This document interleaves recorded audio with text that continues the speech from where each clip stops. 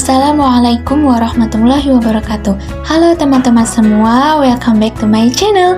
Perkenalkan, nama aku Nur Arfiah Gina Rohimah, biasa dipanggil Gina. Aku merupakan mahasiswi dari UIN Syarif Hidayatullah Jakarta, program studi pendidikan guru Madrasah Ibtidaiyah atau PGMI semester 1 kelas C. Pada kali ini, aku akan membahas tentang salah satu materi yang ada di mata kuliahku, yaitu konsep dasar IPA, dan materinya yaitu dinamika gerak yang akan membahas tentang gaya dan hukum-hukum Newton. Yang pertama, kita bahas mengenai konsep gaya. Gaya adalah tarikan atau dorongan yang terjadi pada suatu benda. Di dalam ilmu fisika, gaya adalah interaksi apapun yang dapat menyebabkan sebuah benda bermassa mengalami perubahan gerak, baik dalam bentuk arah maupun konstruksi geometris. Sederhananya, gaya adalah dorongan atau tarikan pada suatu benda bermassa yang menyebabkan benda tersebut berubah kecepatannya. Setiap kali ada interaksi antara dua benda, ada gaya yang bekerja pada masing-masing benda. Ketika interaksi tersebut berhenti, kedua benda tidak lagi mengalami gaya. Gaya disimbolkan dengan huruf F atau force dalam satuan internasional atau SI. Satuan yang digunakan untuk mengukur gaya adalah Newton yang dilambangkan dengan huruf N. Alat pengukur gaya adalah dinamometer atau neraca pegas seperti yang ada pada gambar di samping. Gaya ada bermacam-macam, yaitu ada gaya normal, gaya otot, gaya pegas, gaya gesek, gaya mesin, gaya gravitasi, gaya listrik, gaya magnet, gaya tegangan, dan gaya hambatan udara. Selanjutnya akan kita bahas mengenai hukum-hukum Newton. Hukum Newton 1. Hukum Newton 1 ini berkaitan dengan sifat kelembaman benda.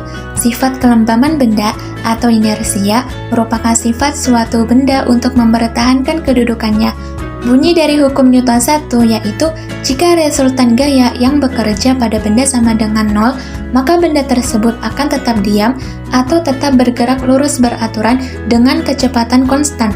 Rumus dari hukum Newton 1 yaitu sigma F sama dengan 0, dengan sigma F yaitu resultan gaya yang dilambangkan dengan huruf N atau Newton.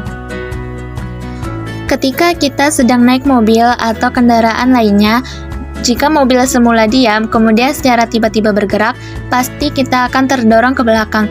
Dan jika semula mobil melaju kencang, kemudian direm mendadak, pasti kita akan terdorong ke depan. Kejadian ini terjadi karena kita berusaha untuk mempertahankan keadaan semula. Dan sifat inilah yang disebut dengan inersia atau sifat kelembaman benda. Hukum Newton 2. Hukum Newton 2 berbunyi, percepatan yang ditimbulkan oleh gaya yang bekerja pada benda akan berbanding lurus dengan besar gayanya dan berbanding terbalik dengan massa benda. Artinya, semakin kecil massa benda, semakin besar pula gaya yang diberikan, maka percepatan yang dihasilkan akan besar pula. Namun, semakin besar massa suatu benda, maka percepatan benda tersebut akan semakin kecil. Rumus dari hukum Newton 2 yaitu A sama dengan sigma F dibagi M atau sigma F sama dengan M dikali A, dengan A sama dengan percepatan dengan satuan M per S kuadrat, M sama dengan massa benda dengan satuan kilogram, dan sigma F yaitu resultan gaya dengan satuan N atau Newton. Contoh dari hukum Newton 2 yaitu, ada sebuah mobil yang sebelah kiri dengan massa 700 kg dan mobil yang di sebelah kanan bermassa 2600 kg. Mobil di sebelah kiri akan lebih cepat melaju daripada mobil yang di sebelah kanan karena mobil yang di sebelah kiri bermassa kecil. Hukum Newton 3. Hukum Newton 3 berbunyi, tiap aksi akan menimbulkan sebuah reaksi. Apabila suatu benda memberikan gaya pada benda lain, maka benda yang mendapat gaya itu akan memberikan gaya yang besarnya sama dengan gaya yang diterima pada benda pertama, tetapi arahnya akan berlawanan.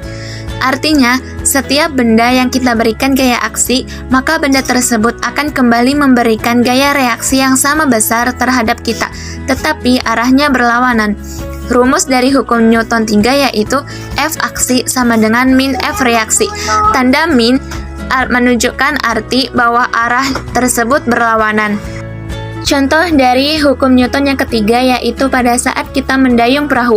Sewaktu kita menggerakkan dayung ke arah belakang, perahu yang dikendarai akan bergerak ke arah depan. Hal ini terjadi karena ada gaya aksi yang kita berikan melalui dayung, sehingga perahu akan memberikan gaya reaksi yang sama besar tetapi arahnya berlawanan, yaitu dengan bergerak ke arah depan.